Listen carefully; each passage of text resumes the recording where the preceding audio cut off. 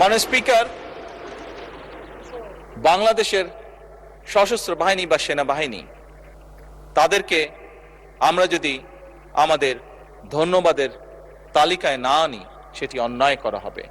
ফ্যাসিবাদের পলায়নের পরে মাননীয় স্পিকার এই সশস্ত্র বাহিনী এবং সেনাবাহিনী তাদের সর্বোচ্চ দিয়ে চেষ্টা করেছে যে দেশকে একটি সুশৃঙ্খল অবস্থার মধ্যে রাখা,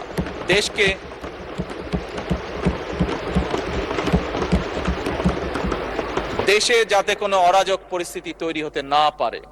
আমি আইন শৃঙ্খলা বাহিনী সহ সশস্ত্র বাহিনীর সকল সদস্যবৃন্দদেরকে আন্তরিকভাবে ধন্যবাদ জানাতে চাই তাদের দায়িত্ব সঠিক সুন্দরভাবে পালন করার জন্য।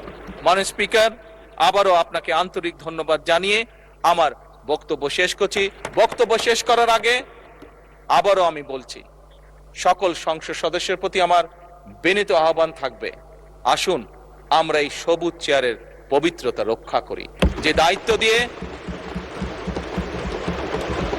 দায়িত্ব, যে প্রত্যাশা, যে আশা নিয়ে বাংলাদেশের মানুষ আমাদেরকে পাঠিয়েছে এখানে, আসুন আমরা সেই দায়িত্বের, সেই কর্তব্যের সর্বোচ্চ সম্মান আমরা প্রদান করি, যার মাধ্যমে আমরা দেশের মানুষকে সম্মান প্রদর্শন করব। কারণ দেশ এবং জনগণ থাকলেই আমরা আছি।